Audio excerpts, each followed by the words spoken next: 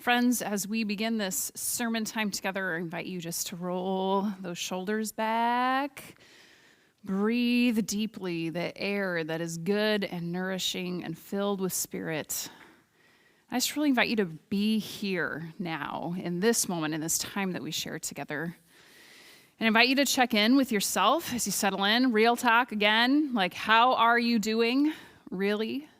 I asked you this question last Sunday also because last week I had reached a new level of weary in the midst of all the things of this global COVID-19 pandemic. Like brain fog really hit me, lack of focus, disorientation, numbness, as one day feels like the next and the next and the next. And this past week I had more of those times too, but I also had some pretty good moments too. So how are you, really? This Sunday, this moment, are you cranky, weary? Are you not caring? Are you good? Are you feeling grounded? Are you feeling disconnected, anxious, hopeful? If you'd like, you can actually let us know, share in the comments if you want to name it, just kind of own how you are as we enter into the sermon time together, okay? And maybe like me, you are feeling just the urgent anticipation in this time of worship that we're in right now. As you look around at what's happening in our world with frontline workers, with the inequity issues that we see, with political chaos, the isolation, the sickness, the death, so much unknown. Maybe like me, you come to this time right now hungry for a sense of meaning, connection, groundedness. Anyone else with me, right? Well, we are here in this space to find some signs of life together, letting the Jesus story inform the realities we are facing in the midst of COVID-19 in ways that we need to hear right now. I need that. I'm just wondering, are you in? Are you with me? You here? You ready? Okay, then let's do this. So last Sunday, just to catch all of us up, we took to the road last Sunday, right? The road to Emmaus in Luke chapter 24, where on the day of his resurrection, Jesus doesn't choose to head into Jerusalem with like that, ta-da, I'm back, but instead he chose a quiet moment to walk the road with two of his followers in their grief. And last Sunday, we named our own grief, naming how God is this kind of God who walks with us too in our grief, in all the layers of grief that we're experiencing in this pandemic. And we unpacked two things, right? Two things about what happened in Luke 24 on that road to Emmaus, two things for us in our walking out our loss. Do you remember the two things? First, we noticed how the two travelers, how they stopped and looked sad, right? And we heard it as our invitation to stop and feel the things of grief. Not to fix it, stuff it, be ashamed of it, right? But to feel the fullness of grief, including the classic 5 emotional stages, or really the cluster of emotions that grief embodies. Remember, denial, anger, bargaining, sadness, and acceptance. All of these things and more are part of grief. So the first thing that we named was we stop and feel the things of grief. Then the second thing, Pastor Ryan already named it for us, the travelers tell Jesus how they have been discussing what has happened in the past few days, and Jesus asks them this crazy question, what things? What things? I mean, come on, Jesus, he knows, right? Because this is all about him. But this is such a brilliant question for Jesus to ask two who are walking in their grief, right? Because the second thing that we named is that grief is sticky. Grief sticks to other grief. It brings along the old griefs of the past as we live through new griefs. And so even as we have so much to grieve now, there may be other grief coming up for us too. A broken relationship, a lost dream of years ago, illness or injury, the death of a beloved. So the second thing on the road that we named is that grief is sticky, so pay attention to what else might be coming up as we walk in grief now too, okay? So the final commissioning then of last Sunday was to name how grief needs to be witnessed. It needs to be heard. It needs to be shared for us to move through it. So we walk the road of grief together. So we can be like Jesus on the road who asks of others, creating safe space. We ask that question, what things? What things do you walk with and grieve? Making room for others to share. And also, like the travelers who stop and look sad, we get to be those people who share our grief too. I wonder, did you have a chance to do any of that this past week? So I rehash kind of all of this, previously at Salt House. I rehash all of this because I just want to keep it fresh for those who heard it and also catch up those who might have missed it, because this conversation continues right now today. We are not yet done being on our journey on the road to Emmaus, so we're headed back into that story on the road this morning with these travelers and Jesus.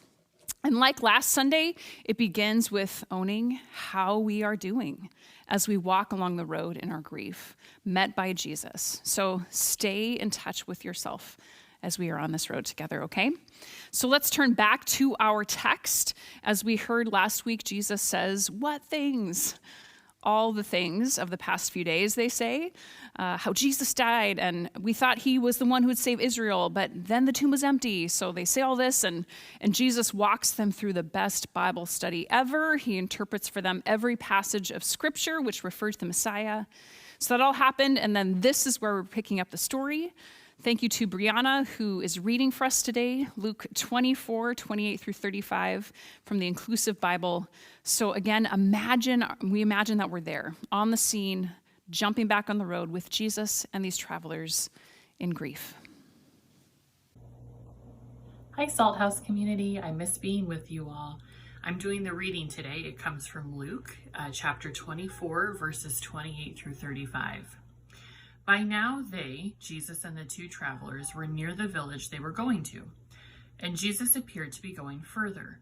But they said eagerly, "Stay with us. It's nearly evening. The day is practically over." So the Savior went in and stayed with them. After sitting down with them to eat, Jesus took bread, said the blessing, then broke the bread and began to distribute it to them. With that, their eyes were opened, and they recognized Jesus, who immediately vanished from their sight. They said to one another, "Weren't our hearts burning inside us as this one talked to us on the road and explained the Scriptures to us?" They got up immediately and returned to Jerusalem, where they found the 11 and the rest of the company assembled. They were greeted with, "Christ is risen, it's true. Jesus has appeared to Simon." Then the travelers recounted what had happened on the road and how they had come to know Jesus in the breaking of the bread. Thank you, Brianna. Miss you. So this is such a powerful scene for us, right? Christ is risen, it's true, and how they came to know Jesus in the breaking of the bread. You just feel this. So as we immerse ourselves in the scene, I invite us to welcome into it a little bit more about grief. David Kessler and Elizabeth Kubler-Ross published their original work on the 5 stages of grief in 2005. And Kubler-Ross, she initially used the 5 stages as the stages of death, and that was back in 1969. So this has been around for a long time. And to be clear, I just always need to put in the little clarifier, stages is a little bit of a misnomer. It's not a linear progression that you move through step by step, but it's just naming the different cluster of emotions that we move around in. And we're never really done with them either. But within their understanding of grief, Kessler and Kubler-Ross, they often spoke of how they felt there was more to the journey and experience of grief. And just a few months ago, David Kessler released a new book about the 6th stage of grief. And here it is. David Kessler says the 6th stage of grief is finding meaning. So denial, anger, bargaining, sadness, acceptance, finding meaning. This is at least, part of the cluster of things we experience after death and loss of all kinds. And as you hear that the 6th stage of grief is finding meaning, especially if this is new information to you, do you experience, like I do, how deeply true that feels? That feeling of, oh yes, this is something. Yes, in grief, there is meaning to be found. Friends, I love when science and research and psychology, our lived experience, when the stuff of our lives deeply resonates with what we see in the Bible. When research and the Jesus story, when they speak the same truth. And this is one of those times as it comes to the road of grief. Finding meaning, this is what anakephaleosisthai is. Remember this word, anakephaleosisthai in Greek? This is that word that the Apostle Paul and Jesus and other New Testament writers use again and again to name what God is doing, what the big picture is for what God is about in the world throughout time. And we've said that word, that thing that God is doing is to retell, renew, restore, and to not just retell and restore like the good things or the holy things or just certain things, but the New Testament writers make it so clear. It's pas, right? That Greek word. It is all things. All things will be retold. All things will find meaning, right? Friends, in the grief that you are feeling and experiencing now, do you need this word that there is meaning to be found? I know I do. But in saying this, it doesn't mean that in this moment, we can all just launch ourselves out of the pain of grief into meaning, be like, okay, great, there's meaning, great, okay, I guess we're done with that grief stuff. So to say that we can find meaning after the deaths and losses of our lives, it does not take away the pain. We have to let the pain happen. That's what we named last week, right? We feel the things. Feeling the things is the way through. We've got to feel the pain of it too. And finding meaning doesn't have to be like a big, grand something like, finally I found it, I found meaning, bum, bum, bum, right? Just like the other 5 stages, finding meaning is experienced many times in many ways, something we catch glimpses of, that we have doses of as we loop around the different emotional stages of grief. Meaning is what Ann Anderson shared about in her Salt House story 3 Sundays ago, how she and Jim faced such devastating loss when their second son, Philip, was stillborn. But one source of meaning for them has been to savor the joy that they shared during the pregnancy. Another source of meaning for Anne has just been to see how her own loss has absolutely shaped her heart of empathy and care-filled presence in her work as a nurse. And if you spent any time with Anne, you've also experienced this in her. All of that is meaning. My sister-in-law, Jennifer, after her dad died a few years ago, she invited family and friends to join her in funding a park bench on the Tacoma waterfront on Ruston Way in honor of her dad, with a little plaque, and that way it'd be a place for her to go and visit and remember him, and also a way for his memory to be something that blesses others, as a physical place that folks can stop and sit and enjoy a moment of life. She created meaning. So in the introduction to his book, David Kessler lists a few guidelines in understanding finding meaning. And I just want to rip through 5 of them just to continue to fill out this picture of what meaning is and what it isn't. But we could easily spend like a day on each of these 5 things. And so it's going to be a lot, just kind of name them and move on. But I just want to start getting it out there and into us as we let this kind of sink in for us. So take a deep breath, get some oxygen into that brain, right? Engage that brain and heart for a moment. And again, this is true for all grief and loss, but we really get to listen to it too, into our current situation as well. So these are 5 things. You ready? Okay, we'll put them in the comments too so you can see them, but these are 5 things. Kessler says, first, meaning is relative and personal. Meaning is relative and it's personal, which means, no one can tell you what meaning you will find in the loss that you are facing, like it's for you. Relative and personal. Number 2, meaning takes time, right? We may not find meaning until months or even years after a loss. Number 3, this is so important. Meaning doesn't require understanding. It's not necessary to understand why someone died or why a loss has happened in order to find meaning. So we don't need understanding in order to find meaning. Number 4, even when you do find meaning, you won't feel it was worth the cost of what was lost, right? Meaning is not worth the cost. And 5, your loss is not a test or a lesson or a gift or a blessing. And we hear this sometimes, right? That people want to say that this awful thing that happened was a gift. It's not. The loss itself is not a blessing. Loss is simply what happens to us in life. Meaning then is what we do and what we make out of it. Man, so again, just 5 quick things, but we'll get those up there so you can digest them more. But such good stuff, right? And to frame it into our context right now, in this global moment, friends, there will never be a clear why for any loss, including then the effects of COVID-19, right? We'll never understand why, but we can still find meaning. The COVID-19 pandemic is not a test, a lesson, a blessing, but we can still find meaning. Whatever meaning we find does not substitute what this loss costs us, and we can still find meaning. Finding meaning in this will take time. We can't know what this means yet. And yet, there is something on the road to Emmaus for us in this. Something about finding meaning that we are invited to try as we walk out our own grief. With all of this that we've just said about grief and finding meaning, let's jump back into the text onto the road, okay? Okay, so there are 2 moments from our text that I want us to notice, okay? The first is when it looked like Jesus was going to keep walking on without them, and it says this. It says, they said eagerly, stay with us. They said eagerly, stay with us. They really wanted Jesus to stay with them. Okay, that's the first. Then second, as they sit down to share a meal, Jesus shares the bread. Then they recognize that this is Jesus and the breaking of the bread, and then he's gone in this bizarre moment of disappearance. But notice what they say next.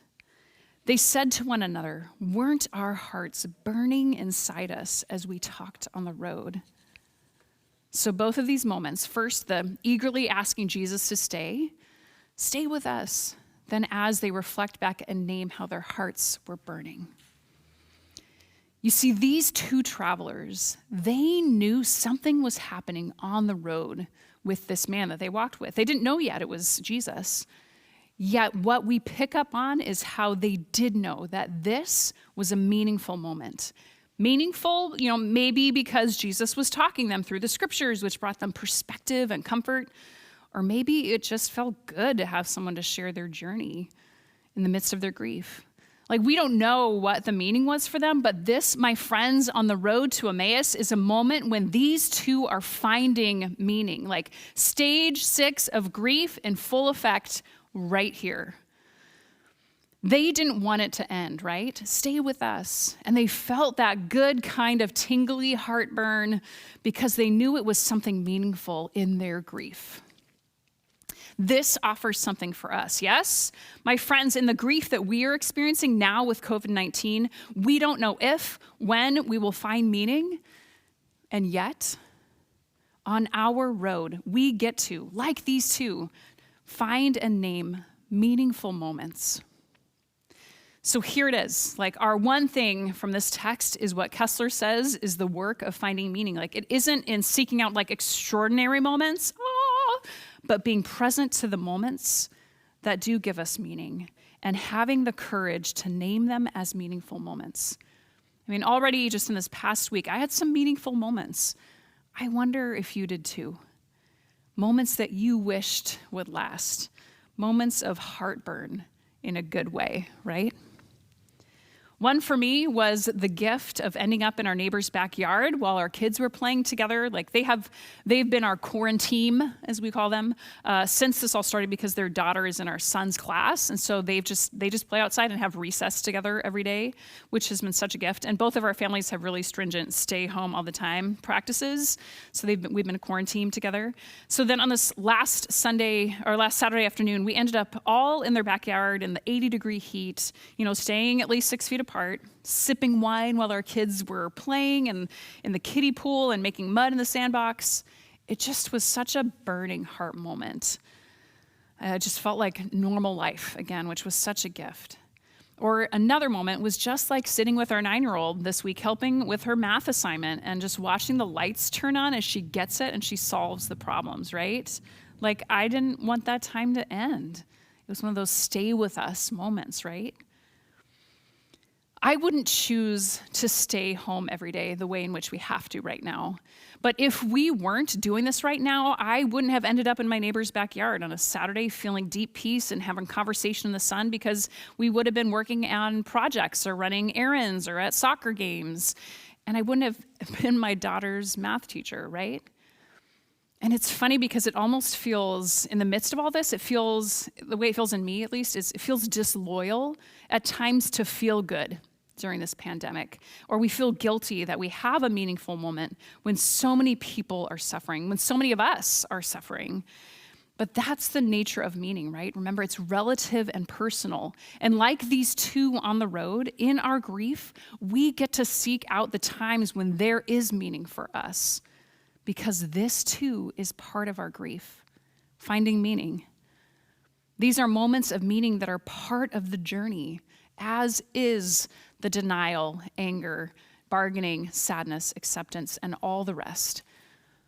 So my friends, for us, again, the one thing we take away today, the one commissioning I have for us, is that we would be people who name meaning, even now, and who do that in a very simple way, that we would have our antenna up, that for those meaningful moments, and that we would see them and name them for what they are, signs of life on this side of death.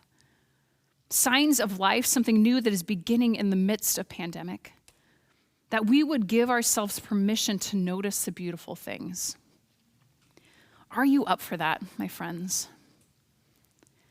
The signs we're looking for, the clues are looking for those times that we don't want to end, right? The stay with us moments.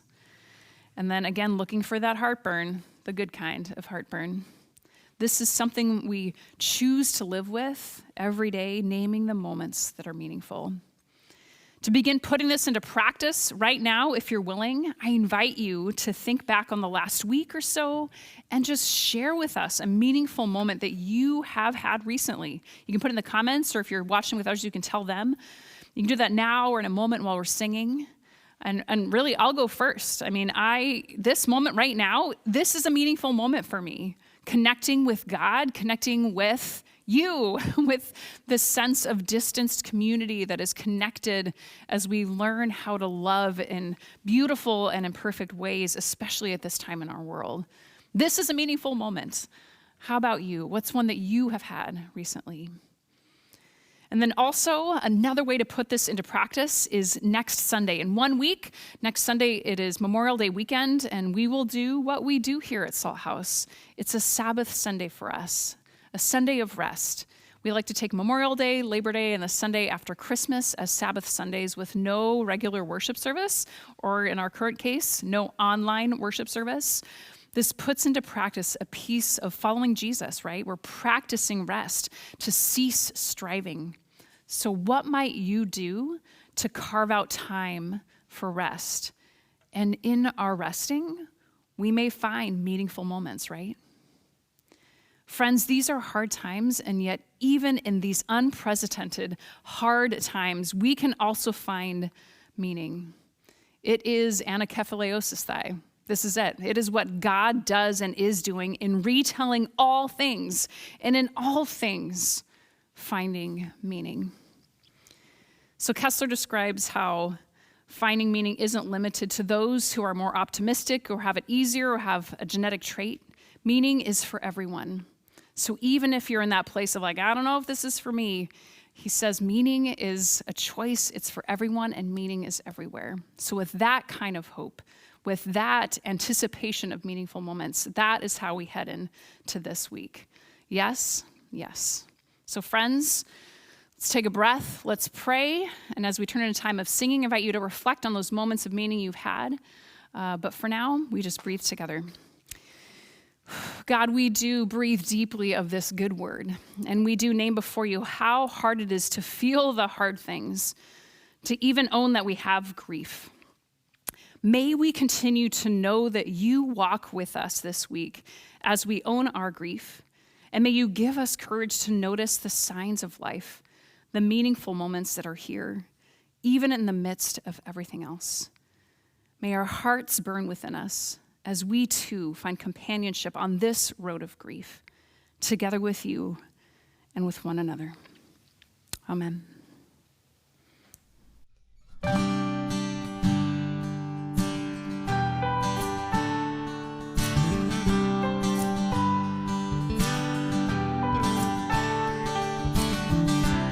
You are the vision ever before our eyes, our inspiration that takes form in the strength we find, knowing that someday you are going to make all things right.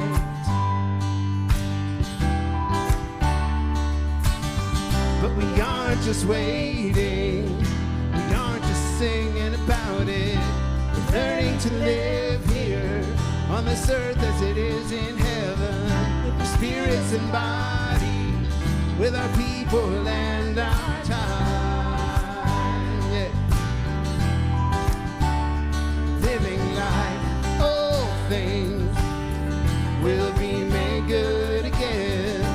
All things will be made good again. All things will be made good again.